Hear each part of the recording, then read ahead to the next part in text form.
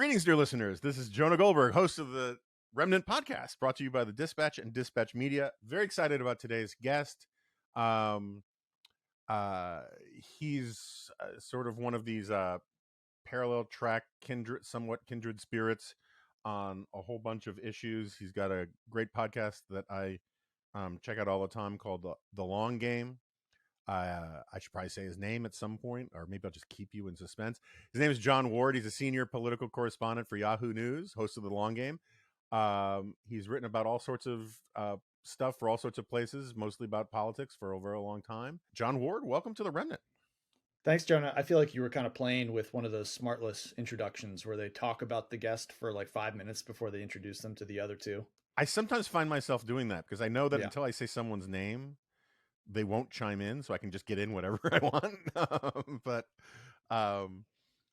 So you're, standard question on here about for people pushing a book is, what's your book about? So what's your book about? My book's about growing up evangelical, really at the start of things, and then it's about actually becoming even more evangelical in college, because I grew up in that subculture, didn't care all that much about it, even though my dad was a pastor, was really more into sports, but also didn't know much outside of that culture because it was a very thick church bubble that we lived inside of. But I started to kind of inch out of the bubble, got pulled back in, became super intense about it during college.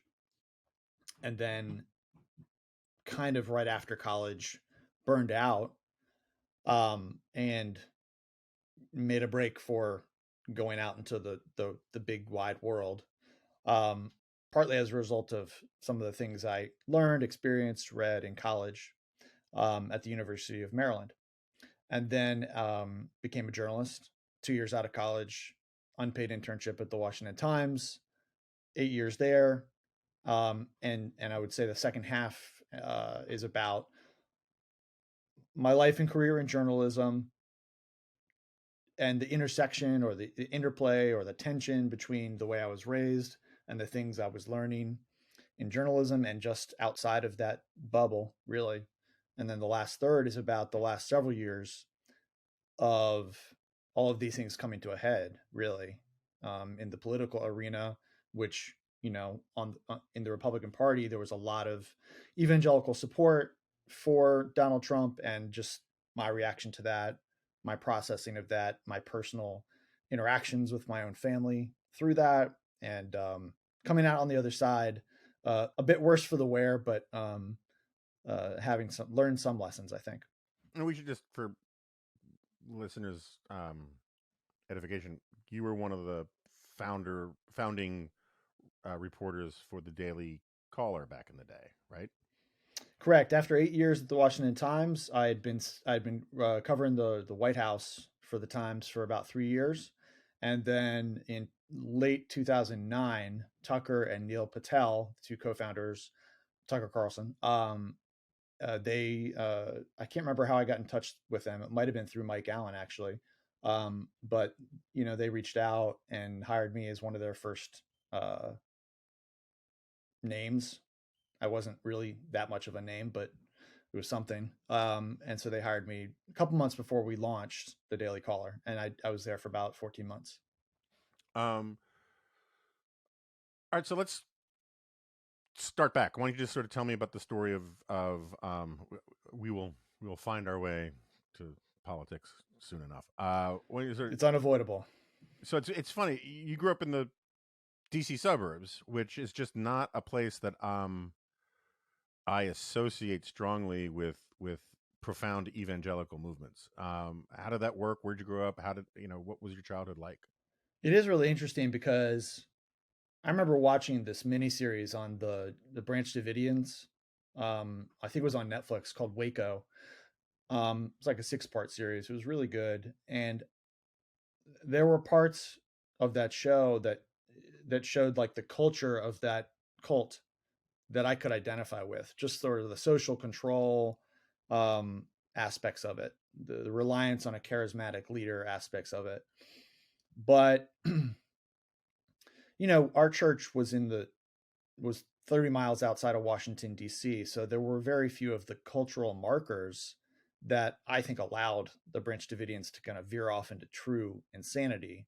Um, but we had some of those hallmarks, and how that came about. Um, there weren't the guns and the polygamy, but there was a lot of the cult of personality around the leader. And how that came about was my That's a parents. bad trade, by the way.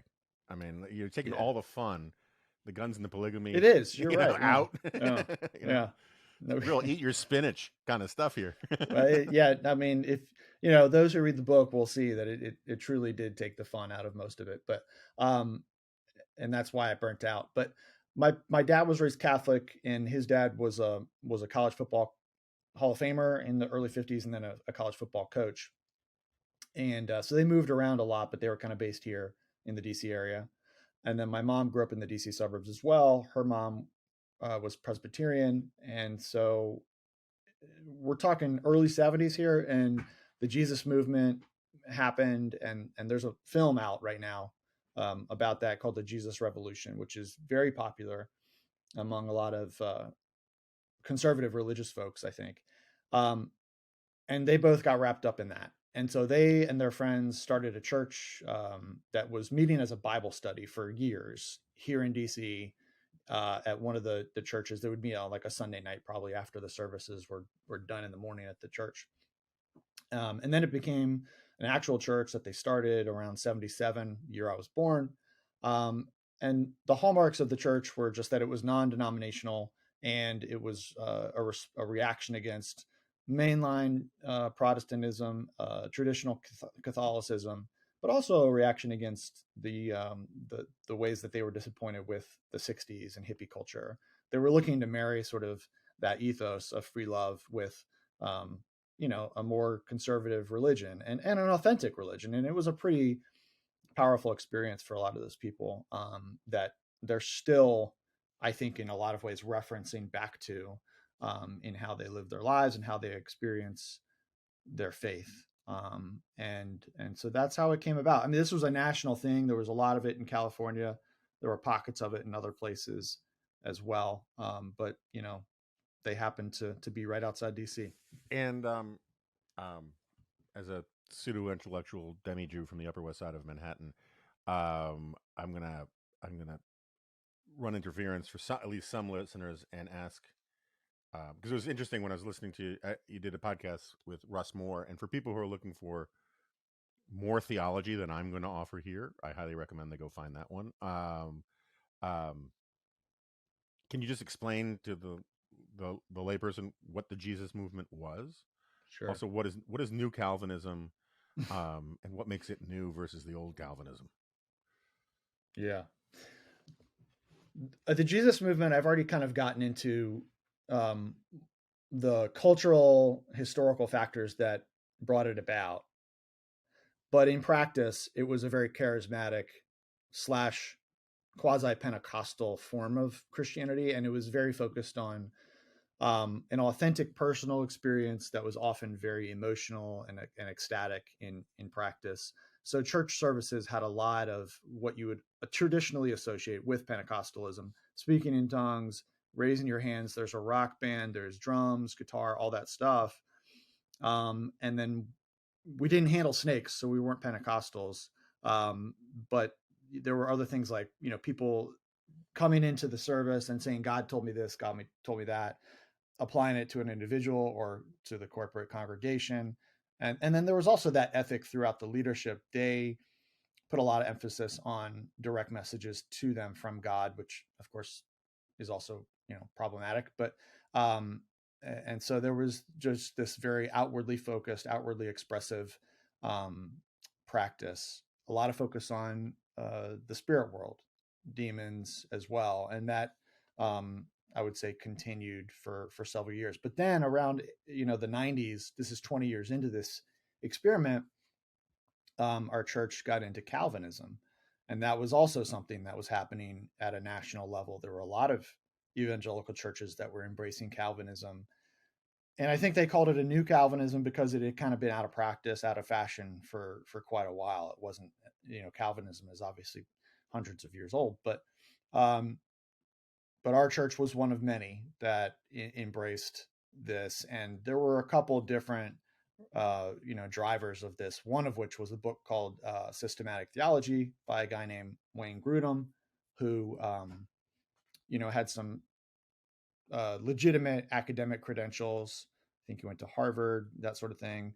But our pastor, C.J. Mahaney, was one of several pastors, along with Al Mohler, who's probably the best known of them, and a couple others, Lig Duncan and Mark Dever, and John Piper, who's also pretty well known, who started organizing conferences to talk about, this new focus on theology. So the only real applicable point of that, I think, is that my experience growing up was pretty interesting because I got to experience up close two major streams of evangelical non-denominational Christianity, one of which is the more charismatic form, and the other is the more Calvinistic form. And in the book, I trace kind of the arc of those two streams of evangelicalism through my story, but also through the stories of a leader from each stream, C.J. Mahaney being one, and a guy named Lou Engle being the other, who Lou Engle is now a big part of what scholars call the New Apostolic Reformation, which they were huge. One scholar calls them the backbone of Christian Trumpism. The more Calvinistic folks tend to stay away from politics, and the more charismatic folks have become, over the last 10 to 20 years, intensely political and very partisan towards the GOP.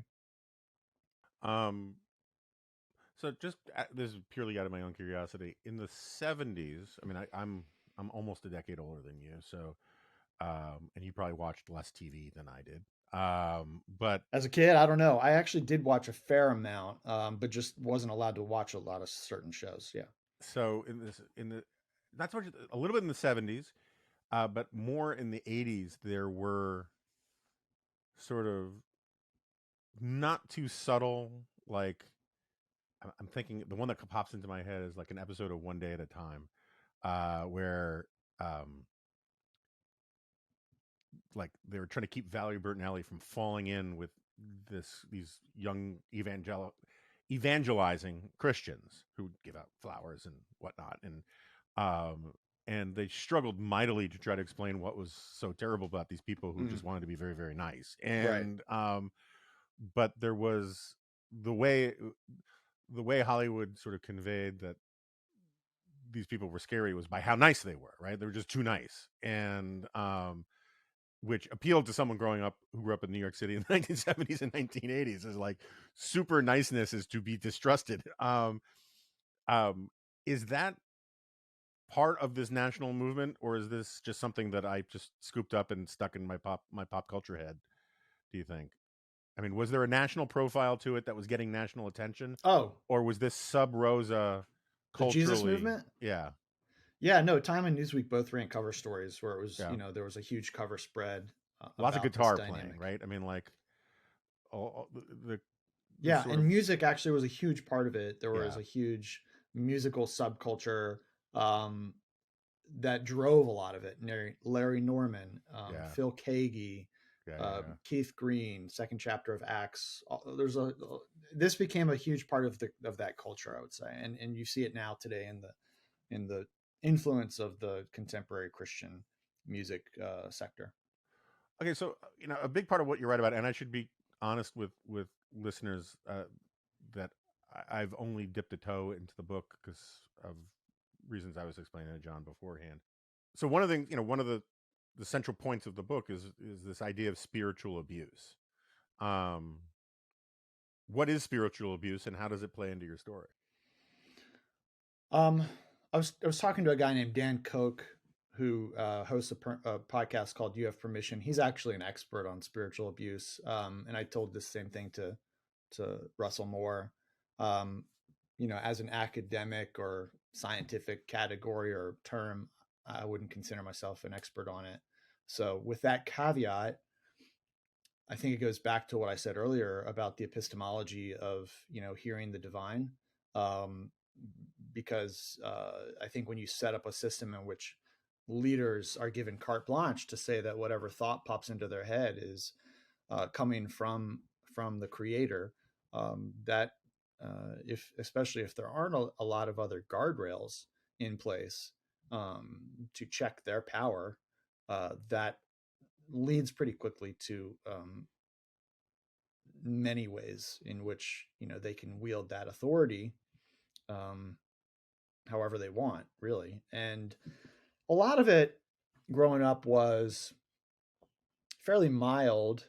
It was just they kept the world that we lived in very small, and so they were able to kind of have their way. I think one of the biggest evidences of how things went awry in ways that did real damage was the way that they handled sexual abuse cases. And this is obviously, something that's happened in the Catholic Church, the Southern Baptist Convention. This is something of a huge problem. But the way we handled it or didn't handle it in our church was the leaders basically would pressure the parents many times to have their child, the victim, forgive the abuser, and it wasn't reported to authorities. And there was one guy, Nate Morales, who's been convicted and sent to prison for crimes against several young boys at the time. But there's allegations. I don't know how many of them have gone through the courts. And C.J. Mahaney's church and organization, Sovereign Grace Ministries, they may have changed their name slightly, but they've come under pressure just in the last several years from an advocate named Rachel Denhollander, who was one of the gymnasts abused by Larry Nassar and spoke at his trial. And she's had some interactions with Sovereign Grace, and she's put pressure on them to undergo an independent outside investigation. And as of today, they've continued to refuse to do that. So the hallmarks here are just sort of keeping the world and the culture as closed and small as possible to maximize control. Everybody in our church sort of only associated with each other. I went to an elementary school that was run by the church, and all the kids were members or were children of members. All the teachers were members of the church. So it was a very closed system. And I should, as it says in the Talmud, if you're not for yourself, who will be? At the Dispatch, David French and Nancy French did some great stuff on Camp Kanakuk, yeah, right? Which I clearly, it's an example of the kind of thing that you're talking about. So well, and again, it comes back to this idea that it arises out of the very dynamic, amazing experience they had in the 70s that created a sort of a hubris that led to a sense that we knew better than other people and we were more righteous than other people, which again are kind of hallmarks of cultishness. But that led to this attitude towards law enforcement and outside, authorities, that they would just muck it up and we can handle it better. And that was really, I think, the origins of the problem. So is that when you talk about how a movement failed a generation, is that the essence of the failure? I mean, that's a component of it. I think what I'm saying more predominantly is that I was taught a faith growing up that I think had a lot of good in it. And I think over time, it became diluted and even corrupted by a series of factors. I think the insularity and the bubble was one of the drivers of it. But I think one of the main outcomes has been that the Christianity expressed by a lot of evangelicals today has lost a lot of its potency because it's been sort of co-opted by materialism and the American dream, and its political expression has been manipulated and taken captive by the Republican Party. I don't think or argue that evangelicals have to vote for one party or the other, but pretty clearly, a lot of evangelicals, feel like they have no option other than to vote for Republicans. And I think it's that sort of lack of political imagination, a lack of political sophistication that has turned even the evangelical voting bloc from something that could bring um, a healthy vitality to politics and sort of a prophetic check, if you want to call it that, into politics. It's turned it from that into something that is really just something that somebody like Donald Trump can manipulate and use however he wants, simply by promising he'll nominate some conservative judges to the court, which I think we saw. I mean, he could, as long as they said that they were pro-life and would nominate pro-life judges, there was that was a lot of what created this dynamic where he could go into Fifth Avenue and shoot someone and get away with it. Yeah, I mean, now that we're segueing a little bit into the political realm. So let's put it this way: uh, I'm an outsider to this stuff. I've spent 20 plus years writing in defense. Well, up until about 7 years ago, I I would routinely write in defense of evangelical Christians against what I think of as a sort of elite, snobbish attitude towards organized Christianity.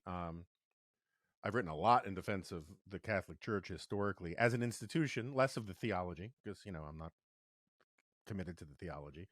Um, and But one of the things I've always liked about the Catholic Church is, or appreciate about the Catholic Church, which I think we can agree has made mistakes.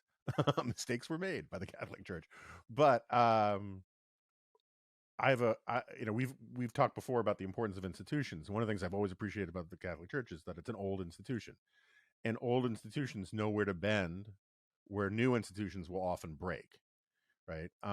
And I would often argue that the obsession with people in Middle East studies, for what Martin Kramer would write about often, was how they needed a new Martin Luther in the Middle East, missed the history entirely, and that what the Middle East needed was a new pope, because it was all the Muslim Martin Luthers who brought this this intense religious passion, and a lot of the iconoclasm and other sorts of things that defined early Protestantism.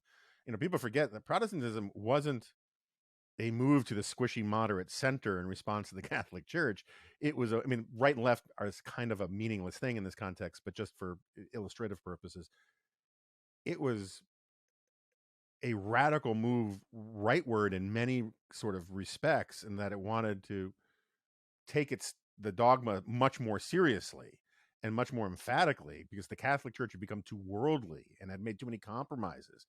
And if you look at the rise of the Salafists and the Wahhabis, it was very much like the early, you probably know how to pronounce it, Zwinglians and those kinds of guys from the 15th century, and um, and that sort of passion is the thing that I have to say personally, the thing that marks me temperamentally as a conservative more than anything else prior to any conservative ideological or dogmatic or philosophical commitments,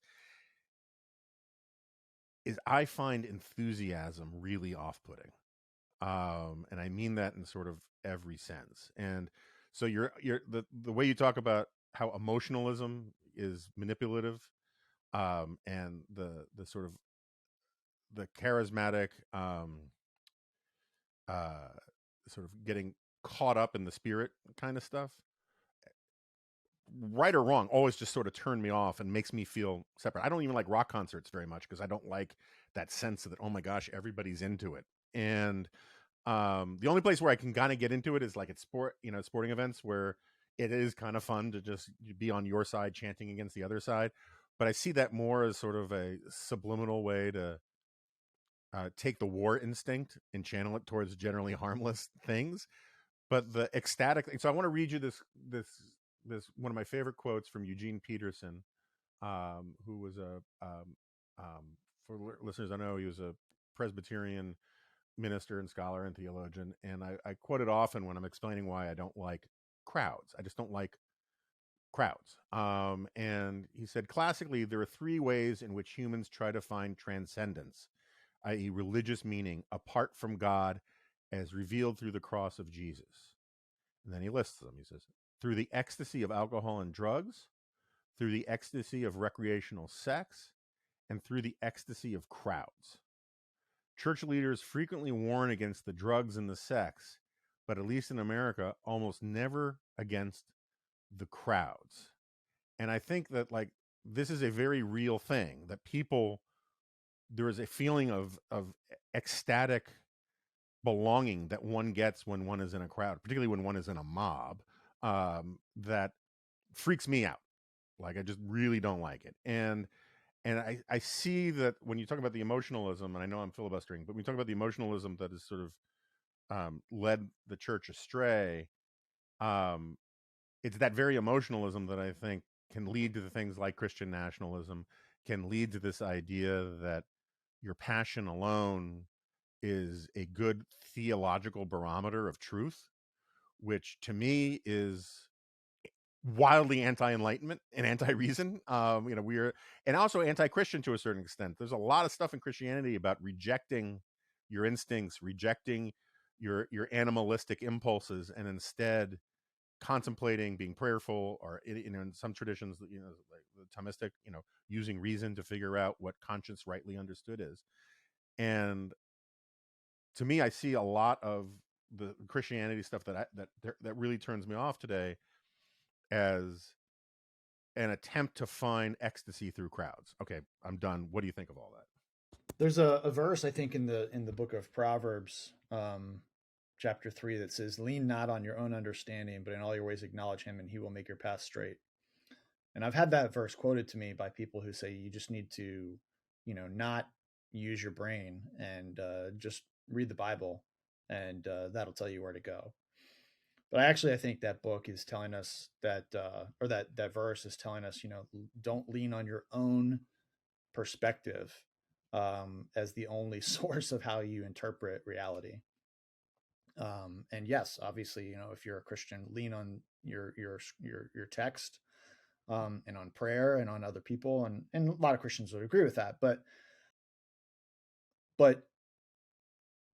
I've, from a young age, been uncomfortable with groupthink or group momentum in a lot of the same ways you have, and I think some people have that instinctively more than others, and I can't explain that. I don't know why that is, but it has been something that's always been part of my DNA. And so, as much as I was in the church and then even like a total zealot in my college years, that always stayed with me. And it's why I wrote this book at the end of the day. And there's so many different directions I could go. But when you look at non-denominational evangelicalism, it's been anti-institutional for a very long time. What was her name? There was a historian who wrote a book on evangelicalism, she's written for the New Yorker, and I'm blanking on her name. I'm thinking of Fleming Rutledge, but that's not the right name. Frances Fitzgerald is her name, and she wrote a history of evangelicalism a couple years ago that talks about the ways that evangelicalism in the 18th century was anti-institutional and anti. It was also, had a class element to it, where it was made up of a lot of people from lower education and lower income strata who were looking for a less formalistic, less controlling form of religion that felt more authentic and more imminent to them. Which So is that very has always American, kind of, right? I mean, there's something very yeah, American about that, yeah. And so that's been kind of a through line. But when you throw off constraints and you turn your back on history, you do open a Pandora's box, and that's what's happened over the last several decades, because there's been other things that have converged with it. Our politics, as a result, I think, of technology, television, the internet, has become more and more democratic. This is something you've done a lot of work on. I've done a lot of work on. We were talking before we started recording about the loss of republicanism. That's been just probably definitely a nationwide dynamic, maybe a global dynamic. I think definitely a global, you see that's part of the rise of populism. So you throw all this together, and you have what you see with the New Apostolic Reformation, which is this group that was hardcore Trumpists. And I think one of the more well-known figures that people might know who kind of comes out of that world is Doug Mastriano, who ran for governor of Pennsylvania and lost. But these are people that are listening to leaders like Dutch Sheets and Lance Wallnau, other folks like that, who are literally just sort of making things up and saying God told them this and God told them that. There really are no guardrails at this point on a lot of that, and it can go any which direction. It fuses with a lot of QAnonism, that sort of thing. So that's why I think things like John Roush's book, The Constitution of Knowledge, are so important, is because we have to figure out a way to have a conversation that's culturally, very inclusive and includes all stakeholders about how do we get to a place where we can agree on what counts as public knowledge. Not, and this is the thing that I even just read a review of his book the other day by a person um, who's not really, he's conservative, but he's not like part of the NAR or anything. But he just had a problem with the fact that there was no room in this Constitution of Knowledge for explicitly Christian statements of faith. Well, the whole point is it's a conversation about what everybody can agree on to move society forward. You can bring your principles, but you have to translate them into something that is persuadable to everybody. So I don't know if that answered your question, but no, it's helpful. I mean, it's useful. On this translating things into the public sphere, this is something I've thought about a lot, because there are a lot of left wingers who really hated the fact that over the last 25 years, evangelical Americans became so pro-Israel. And there were a lot of Jews that made very uncomfortable, and particularly the kind of Jews I grew up with. And my response to that always was, who cares about the motives, right? I mean, you know, in a democracy, everybody's got different motives for things. What you judge people on are their public arguments and their public actions. And and so this idea that, which I do think is a fair criticism, of not making room for people of faith to be part of a conversation, is a bad idea. And there are people who very much would like to keep people of faith out of the conversation. And one of my responses to that is, you do know that people who say follow the science tend to be people of a kind of faith too.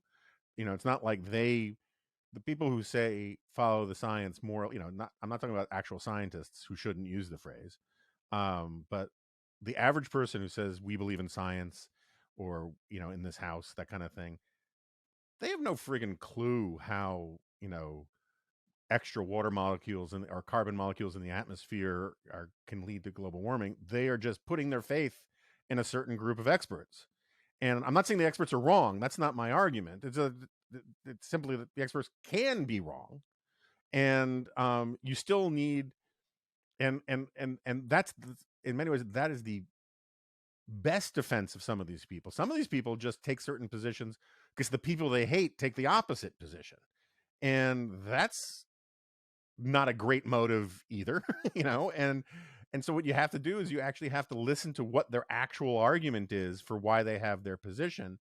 And if their actual argument is simply, well, I hate the people who are for school choice, right? Or I hate the people who want school prayer, that's not a good argument against school prayer, and so you have to take people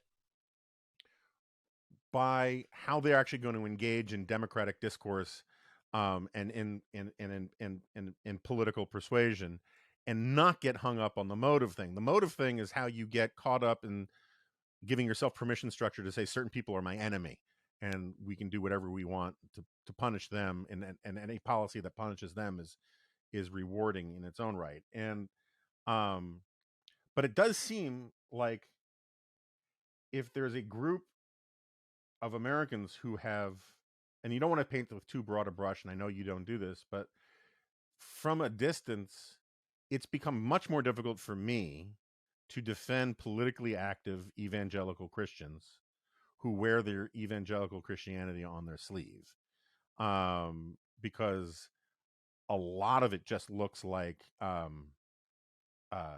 pretextual reasons to vote Republican and to support Donald Trump, and really have nothing to do with sincere theological arguments of any kind. And I like arguments, right? So, like, if you tell me God told me this, I can't do anything with that. If you tell me Right. these are the reasons why I'm doing this, I can at least have a conversation with you. Yeah. Um, and I'll touch on the evangelical thing, but I want to get to motive and then something I've been thinking about, which is intellectualism. But um, I would say just broadly, I think my book is an attempt to lay out the ways in which a lot of evangelical political engagement has been underwhelming would be one word for it. I try to tell my story in a way that illustrates the deep cultural, historical roots of this, which are multiple. There's a number of things. A lot of it starts with isolationism that leads to a sense of being an antagonist towards culture, not a stakeholder. It also makes one less discerning of what's actually going out there, which makes one more able to be manipulated by a crisis merchant or a conflict entrepreneur or a demagogue.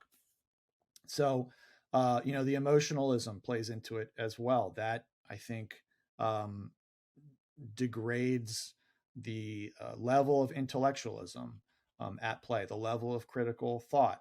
I also do want to say I hope the average reader feels like I go out of my way to um, explain and empathize with why people are in these churches and what is attractive about these churches to them, and explain what that is, and explain why this charismatic practice is so compelling to so many people. It's not as if there are millions of people in these churches because they hate them.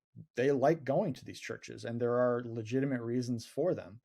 But I think what I'm trying to trace out is the systemic impact um, outside of the church of this culture.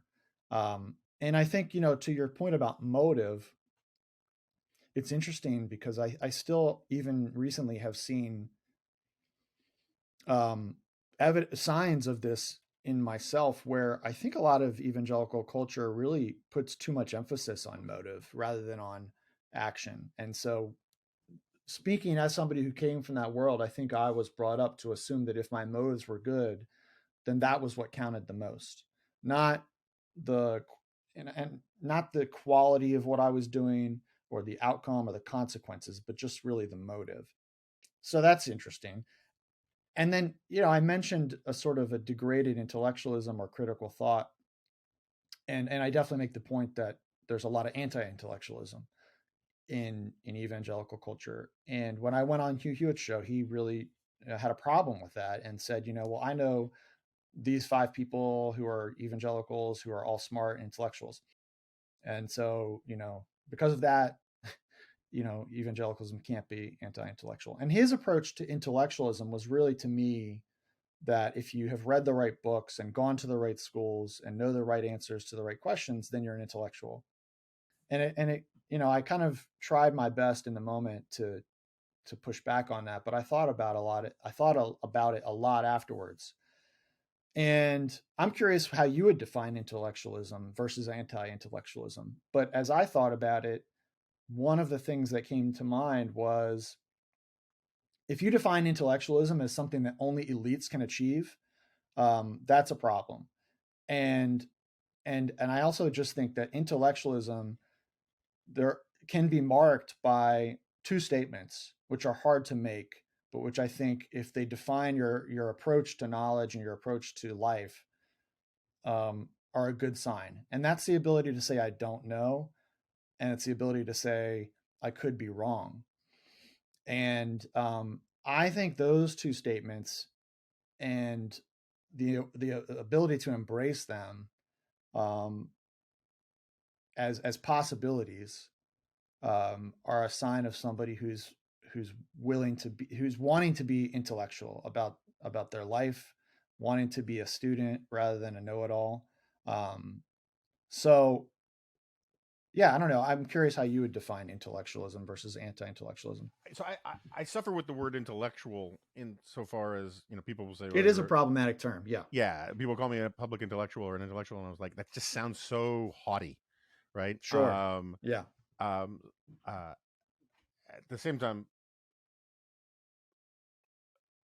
I don't know. I mean, like I will often use on this podcast as a way to sort of sound more, to sort of take some of the oomph out of it, is or take it down a few pegs, is I'll just talk about, okay, we're going to get into some eggheadery now, right? And it's the same idea. It just, when you say eggheadery, you understand that some of these conversations would incline some normal people to want to smash my guitar against the wall of Delta House, right? I mean, like, and I own that. I like nerdy stuff, right? And nerd is another word that I'm fine with, to sort of take some of the sting out of intellectual. But at the same time, um, I'm, it's very easy for me to condemn anti-intellectualism, because it's kind of another thing in American history. And part of it gets to my critique of populism, which, you know, longtime readers of this have colored in this quote on their bingo card so deep the pen went through the paper. But um, populism is inherently anti-intellectual, and because it emphasizes passion over reason, right? And it emphasizes grievance over uh, persuasion, right? Or, you know, argument. And so, like, my favorite illustration of this is this line from William Jennings Bryan, where he was the most famous populist in the 19th century, and also quite the evangelical.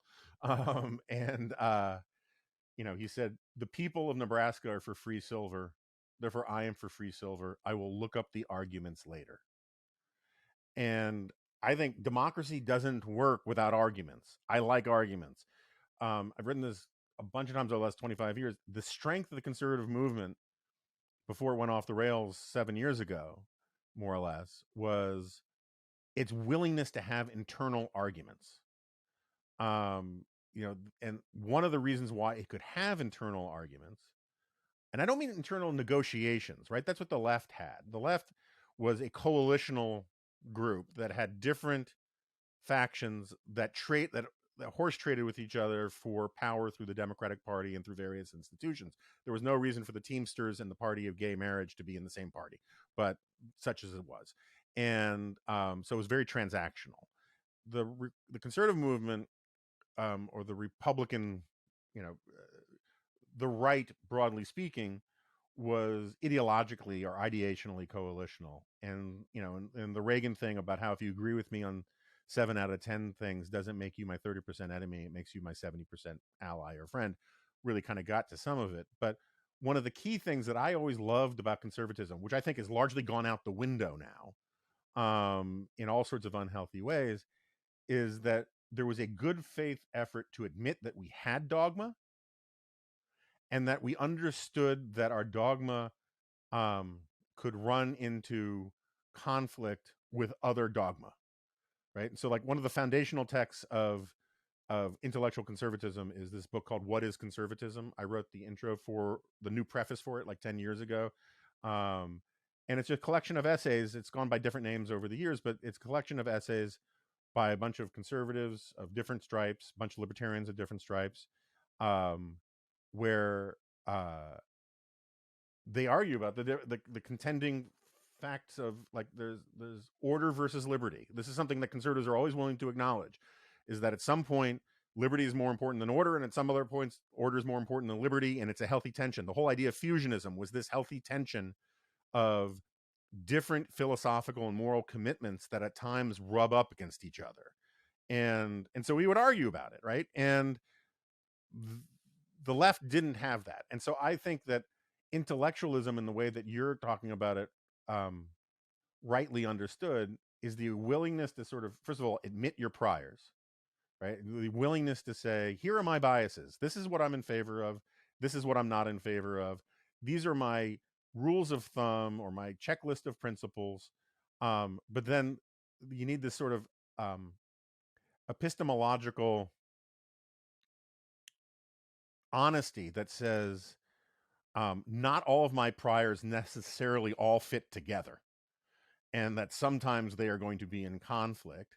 And particularly in those moments, I may not know what to do, right? And I may not have the answer. And that's how you tell someone is an honest and sincere intellectual. Even if they have, it's not that they don't have priors, it's not that they don't have ideological commitments, it's that they understand the limits of what they know and the limits of what they can glean simply by a list of dogmatic principles. Because dogmatic principles aren't going to answer real world questions in every instance. They're worth consulting, but they're not necessarily oracles that give you, divine answers to everything. That, if that makes any sense.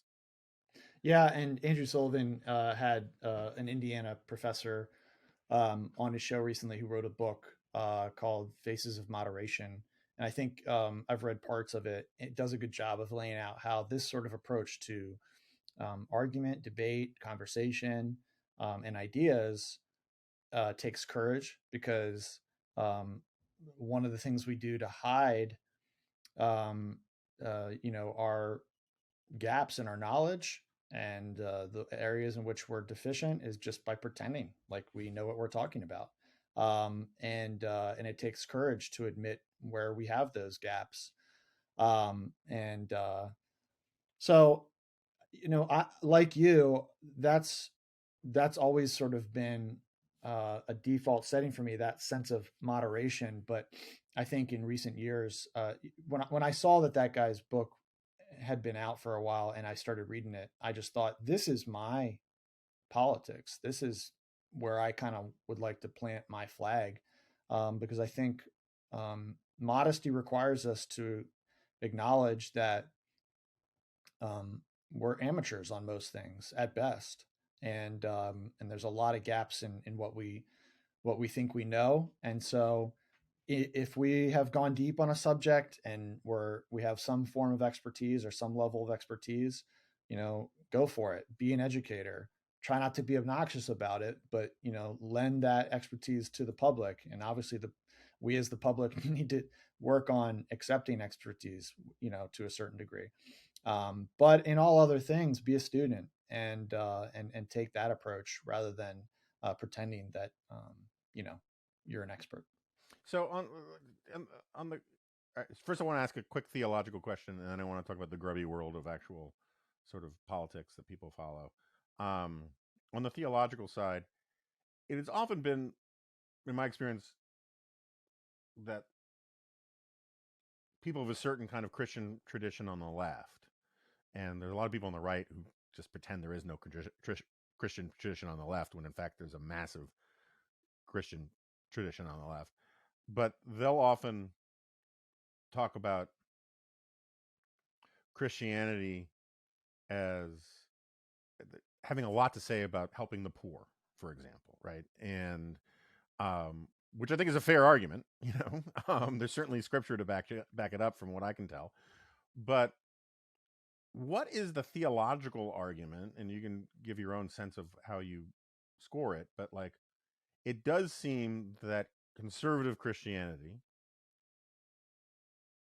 is much more concerned about sexual morality than it is about, for want of a better term, I don't know, economic morality, or or being the good Samaritan towards immigrants and these kinds of things. I mean, what is it? First of all, is there a solid foundation in new? I mean, there's lots of good stuff in my half of the book, in the Old Testament about sexuality, but like, what is the theological argument for why that is the thing that everyone should be much more concerned about than these other things? Or is my impression wrong? I mean, I'm open to that. Oh, no, I don't think it's wrong. I think what you're getting at is that a lot of conservative evangelicalism, uh, and I would separate that from a form of evangelicalism which is not referred to by outsiders or those inside it as evangelicalism, but a lot of the Black church is evangelical in a lot of its sort of theological commitments, but most Black churches don't refer to themselves as evangelicals. But I make that distinction because there's a big difference in how white evangelicals and the Black church think about the application of their faith communally. And obviously, Judaism has a huge emphasis on this, but conservative evangelicalism is very individualistic, and is mostly focused on your personal relationship with God and on your personal behavior. And there is not a lot of focus on um, the collective or the community and on systemic justice or injustice. And so I think that is part of why there's so much focus on sex. There has been, I know, work done. I think maybe Kristen Kobus DeMay's book, Jesus and John Wayne, probably unpacks some of the other ways that sort of a political cultural movement has conditioned evangelicalism to be very focused on sex. But I think a lot of that is coming from outside of the faith itself, from political actors and movements, and sort of in historical, currents, and is sort of shaping evangelicalism to be focused on sexual ethics, because Jesus did not talk about sex very much, and Paul did a decent amount. But I think it's helpful to understand the way that a lot of evangelicals think about the Bible. I remember one conversation I had with a relative about one of Paul's epistles, one passage. I don't remember which, but we were discussing it. And I just made the comment, like, Paul wrote this. And my relative said, "You mean God said that?" So that is the level of, um, I would call it fundamentalism, that a lot of people bring to the Bible. And some of your listeners will get that, others may not. But that's a challenge when talking to people about how to interpret this book, because the Bible is really at the center, and the way it's read is really at the center of a lot of um, these issues that I'm describing. Yeah, I mean, theologically, I just can't get there on that that kind of thing. I'm a humans, you know, crooked timber of humanity guy. Jesus gets a pass in the if I buy all the arguments because he's actually, divine, but everybody else has to be human. And if they're human, that Yeah. means that like maybe they misheard God. Or maybe something got lost in translation. I mean, And but there's a feeling of it. I think it pervades a lot of really conservative Christianity. There's a feeling that if I were a conservative Christian and I heard you say that a human might have misheard God in one of the authors of one of the books of the Bible, if I were to concede that statement, I would have this feeling of, I'm pulling a block out of the Jenga tower, or I'm pulling one of the pickup sticks out of the thimble of pickup sticks, and this is the one. It may not cause the whole house to come crashing down, but it's going to lead to other parts of this house getting pulled out, and basically my entire way of understanding the world is going to fall apart. I do think that's a big part of what keeps people locked into that point of view. yeah, no. So I mean, what's interesting to me about that, and I did not mean that as a point of trying to offend anybody. But I've had friends convert to serious Judaism. I've had friends convert, and when I say serious Judaism, like if I were going to become an Orthodox Jew, it would be no less a conversion than if I become a Orthodox Muslim. Just the level of commitment and transformation involved would be pretty significant. Um, I know people who've become very serious Catholics. Um, that passion of the converted thing, I think a lot of people don't appreciate that part of the thing that makes the passion of that provides the passion is that they don't know. This is what I was getting at about at least the Catholic Church knows where to bend, where other institutions can only break. They don't know like which rules you can kind of skimp on, right? Which rules are um, um, mandatory and which rules are optional is probably the wrong word, but in a day to day kind of way, optional. People who grew up seriously Jewish, they kind of know like it's not the biggest deal in the world when they're not kosher at some event for something, or they didn't check to make sure everything was kosher all the way down, that kind of thing. But people who have just embraced that life, they embrace it in totality. And um because they have that psychology, this is my theory at least, they have that psychology of like, I can't be the one to pick and choose here because I'm all in. It's like the people who become Marines, and sometimes they have to do it all perfectly.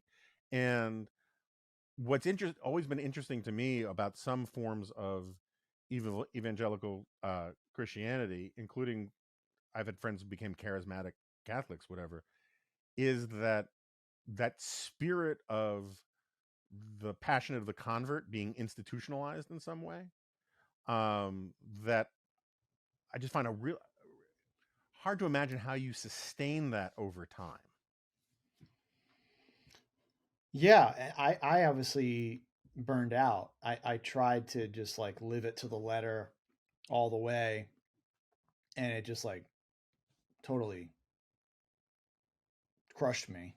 Um, but I think of my parents' generation, and I think that it's hard for me. I do write about my dad in particular in the book a lot, mostly positively. Um, but he's still he and a lot of people in that generation are still very much where they were in a lot of ways in the 70s and 80s. And I guess the best way I can say it is I just don't understand that. Because to me, I resonate with the way somebody like David Brooks has written about faith, which is in The Two Mountains, which is that it's a force for, um, in my mind, a life-giving process of continual change and movement forward and learning. And if the point of faith is to simply provide us with a security blanket, I get not adopting that. But if the point of faith is to help us be on a lifelong quest for pursuing ultimate reality as best we can know it, to me, I don't see how that could be anything other than something that is constantly evolving and iterating, and growing into something that is constantly kind of new. Um, I don't know if that makes sense. I did want to say something about the new convert thing. I have been kind of struck over the last several years at the ways in which uh, new converts have been such. I can think of a couple of examples offhand, but they've been elevated to places of prominence as spokespersons for their movement or whatever. So Rob Amari is one that comes to mind. Even Adrian Vermeule. These are both people who have experienced pretty dramatic, I think, conversions fairly recently. It's been several more years since I went to that French Sorab debate at Catholic University. But at the time, I think this was probably 4 years ago now. But at the time, I think Sorab um, had been a convert for 4, 5, 6 years or so at that point.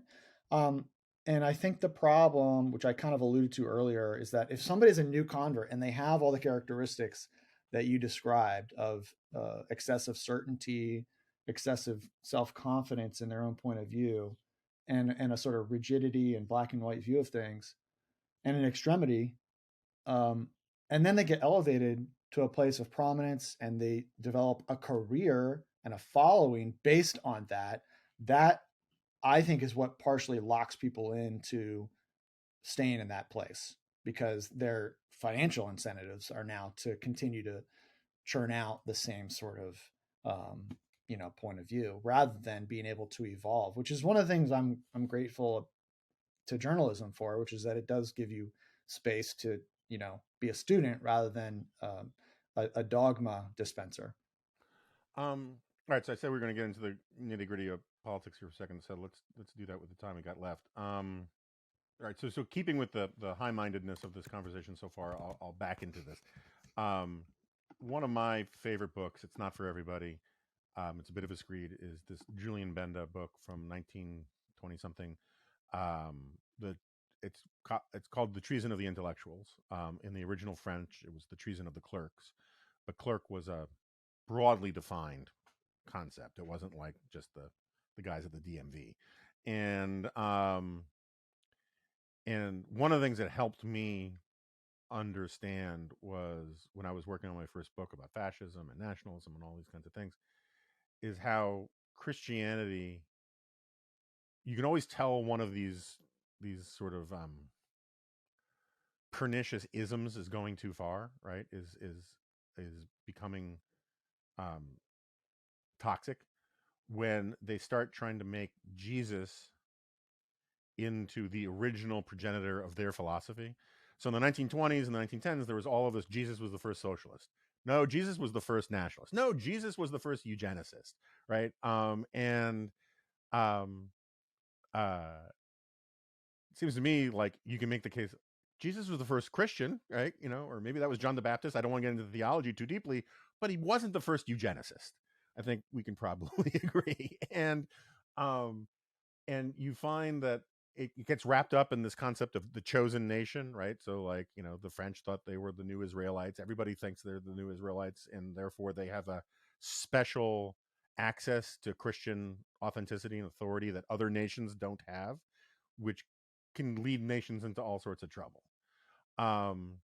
When it is weird how, and partly it's the problem of Twitter amplifying moon battery and making it seem more popular than it really is.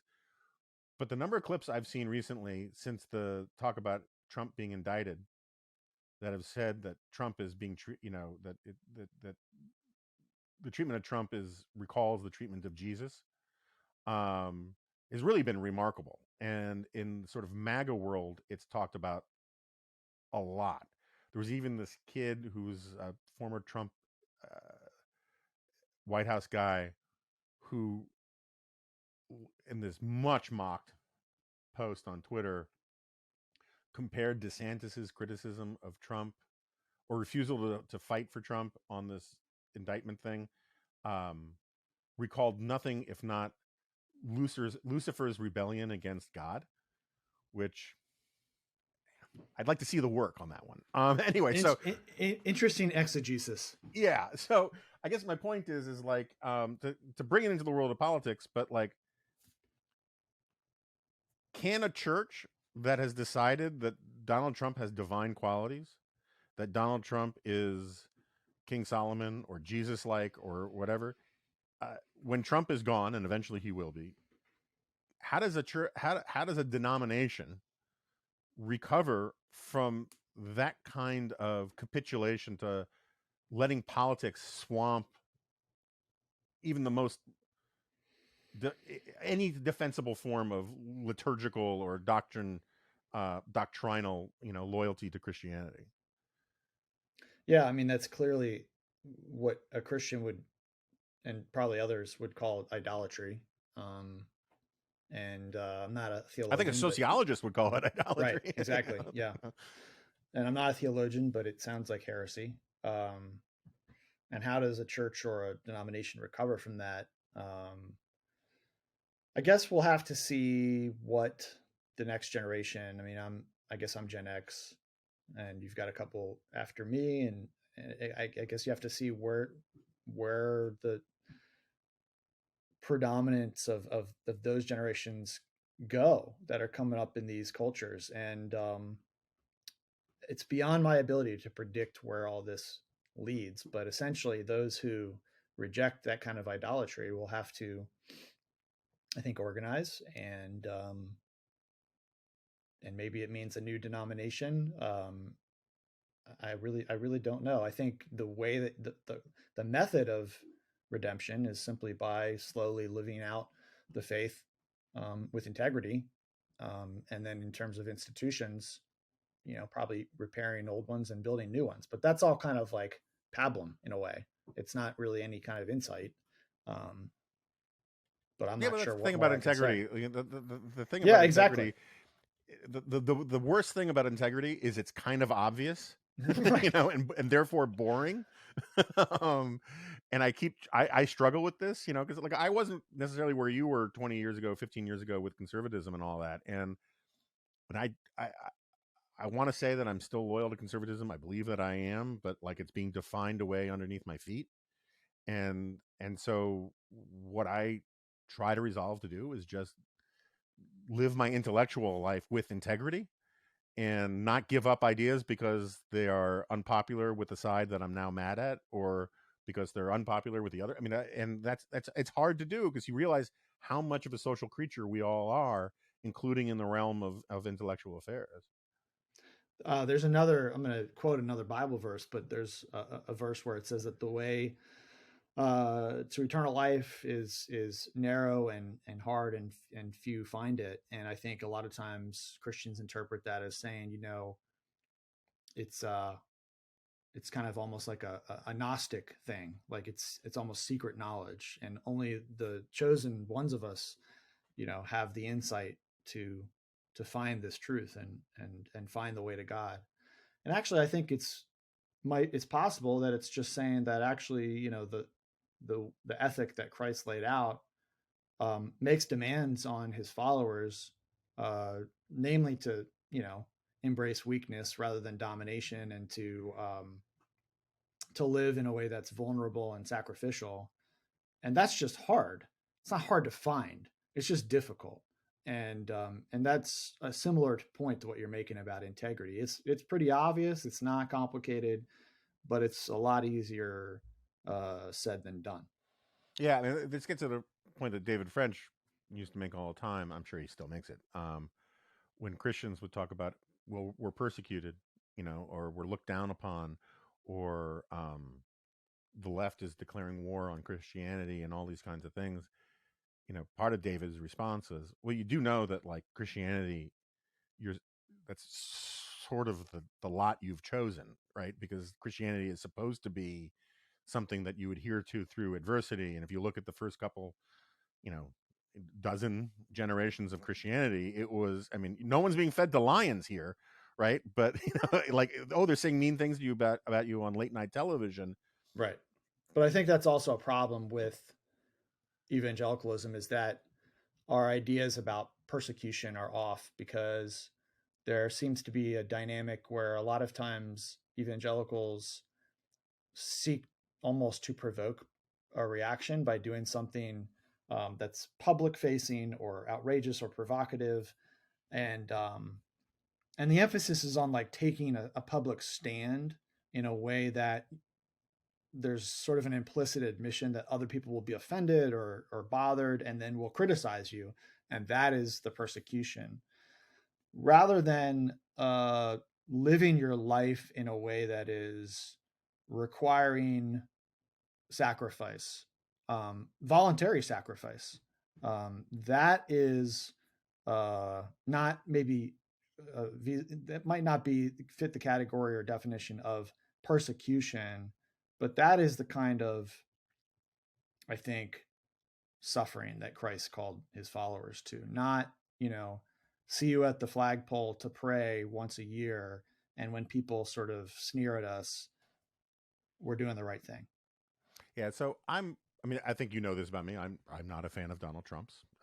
I've made that Oh, fairly clear. And I'm glad you clarified that. yeah, I mean, I didn't want this podcast to end without you knowing that. Uh, and I have no limit of criticisms for today's GOP and big chunks of the right. I think that the rise of the sort of Charlie Kirk, Candace Owens, and then further out to the back booths of the Star Wars cantina has been terrible for conservatism in America.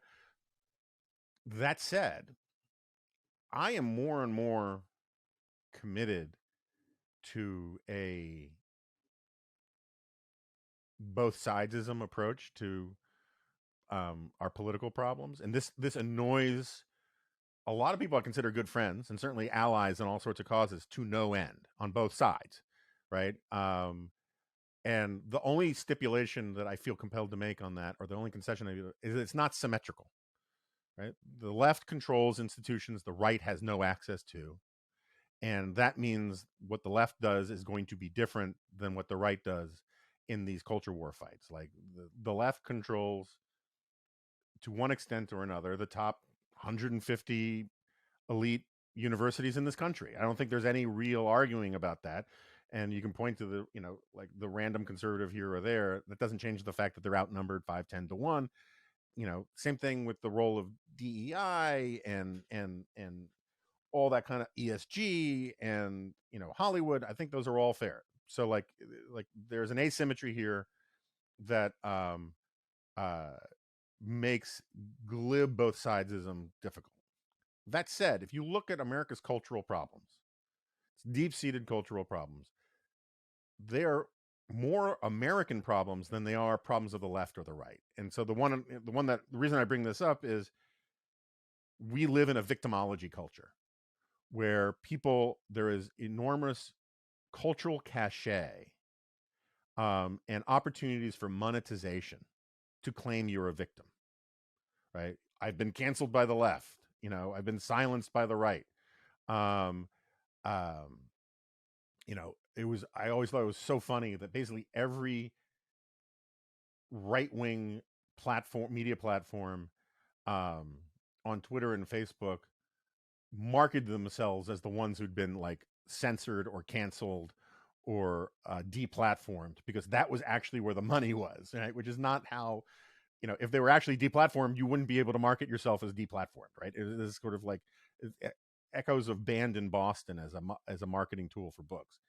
And the Christianity part of it is very much part of it, is that there is this cult of victimhood, this sort of martyrology that you see all over the place. I mean, it was really interesting to me to watch Matt Schlapp respond to, as of yet unproven, allegations that he did very bad things with a male campaign aide in Georgia.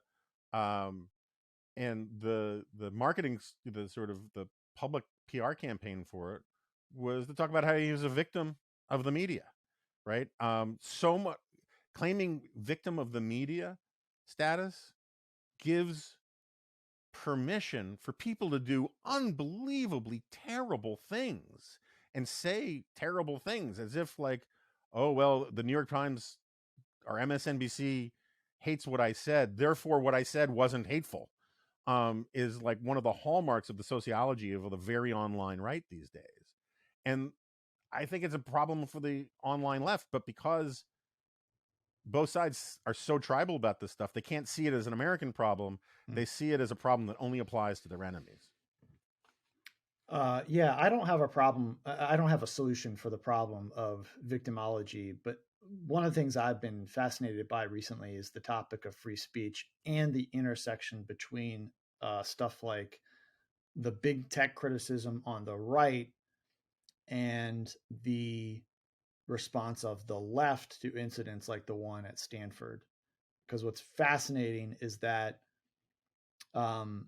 you'll have Facebook or Twitter doing content moderation, which anyone who has spent more than 5 minutes invested in talking and learning about social media acknowledges is necessary.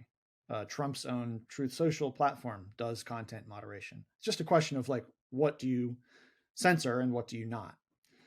But a lot of people on the right, I mean, Kathy McMorris Rogers did a hearing about this yesterday, are saying that the right is being censored by big tech, and I'm open to being persuaded of that. But as of yet, I have not seen really a lot of evidence of that. There's some smoke around some of the things that were done around COVID, but I've read all the Twitter files. I've gone through them, and it's not a smoking gun for anti-conservative bias at these companies. I think the biggest concern, the biggest sign of evidence of concern to me is the political donations of the employees there. That there's obviously political bias among the employees there, but we need more evidence of actual elevation of or suppression of speech based on political point of view. And again, I'm open to that, but it has not been proven. But a lot of people on the right will say, well, the answer to speech you don't like is not to censor it, it's more speech. That is the same talking point that was used by the protesters at Stanford who wanted to shout down Judge Kyle Duncan.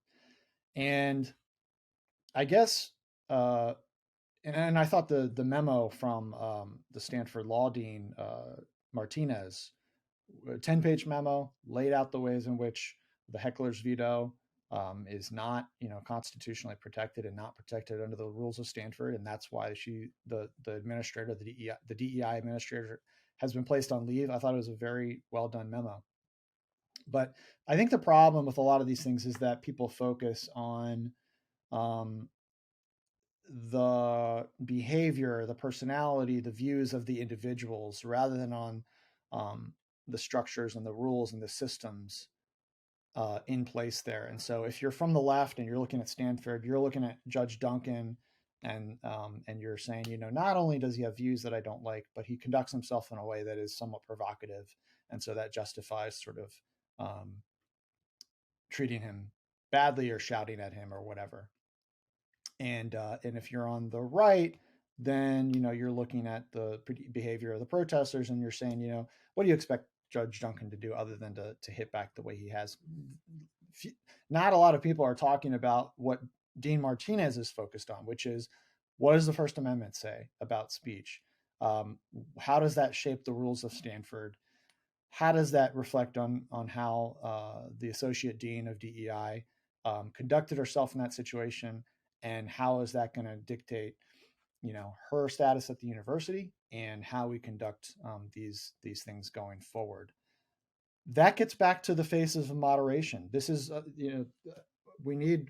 think we need more people focused on how do we set up structures and rules and incentive-based systems that allow for civil debate, fierce at times, but productive debate to go forward, rather than focusing on the things we don't like about the individuals and their views. And I think all of that is part of what Amanda Ripley calls complicating the narrative. She argues that the more that you do this, the more people are interested. I'm not sure I agree with that, but I hope that she's right. Yeah, I mean, we're both disciples of Yuval Levin, and Yep. And Yuval is working really hard along with some other folks, Andy Smerrick, some of my colleagues at AI, and on trying to come up with a robust explanation of and defense of republicanism, small r republicanism, rightly understood. Like, everybody wants to talk about democracy. No one wants to talk about republicanism, but republicanism, and there's an argument that maybe republicanism isn't the thing that people are saying it is, and it's complicated and interesting, and I have my views on it. But whatever word we're going to use, there has to be a word for the idea of institutions that are essential to a democracy that are not necessarily internally democratic, right? This is something that you and I, have spent a lot of time on. Is the first podcast I ever heard first long game I ever heard was sent me down this rabbit hole on a lot of this stuff, because Yuval had recommended it, and about how the parties have given up the ability to pick their own candidates, right? And you had Elaine Kmark on; it was really useful. That prompted me to have Elaine Kmark on here, and this idea that because the Republican and Democratic Party are essential to a democratic system, that therefore they need to be internally democratic, is this unargued article of faith. And I personally think, I won't put words in your mouth, it's crazy. And there are all sorts of institutions that would be ruined if they became democratic, starting with, say, the Marine Corps, and the American family. Right? You just cannot have all the kids voting on everything, right? And similarly, universities are essential to a thriving democracy, a thriving liberal democracy. That doesn't mean that they should cave into every internally democratic impulse there is. And I have no problem with a school that says, hey, look, during Q&A, you can ask whatever harsh question you want, But if you're saying to a visiting speaker in the hallway, I hope your daughters get raped, at minimum, you should be suspended, if not expelled, right? And they're supposed to be training friggin' lawyers to be professional officers of the court. Can you imagine what would happen to you as a lawyer if you said to a client that they walked into the firm, or if you said to opposing counsel something like that? I mean, that is no way to train people and or to educate people. It's no way to live. There's no integrity to that kind of thing. And so anyway, my point is that I think that the really hard project, both in politics and in religion and in culture, is this project of rebuilding institutions that serve real purposes that externally are essential to democracy, but internally are about more than just simply channeling, the passion of crowds. Yeah, and Dean Martinez, in her memo, talks about this as well. I mean, she says, I'm going to quote from it because I found the passage. A university is not just a platform, which is actually Yuval's language, not just a platform for speech, but is itself a speaker with its own First Amendment rights, the university itself, and prerogatives to edit the message it conveys to its students and the world, including messages about the importance of free speech. It is an atmosphere in which there prevail the four essential freedoms of a university to determine for itself on academic grounds who may teach, what may be taught, how it shall be taught, and who may be admitted to study. And so she's asserting a pretty aggressive, institutional prerogative there as as an institution that can determine its values and its conduct from the leadership, from the leadership down, and that I think is what you're talking about there. So in the electoral space, I've been more focused in recent years on how we can on the efforts of those who are trying to structure the primaries in ways that channel channel things in a more moderate fashion, because I don't know that you can get the genie back in the bottle when it comes to parties at this point. No, I think you're probably right, but that doesn't mean I can't hate primaries. Yeah. All right, John, I've kept you too long. I apologize. It was great talking to you. I hope you'll come back on. I'd love to. So it's great to have you. It's good to do this kind of calisthenics with you. It's hard keeping up.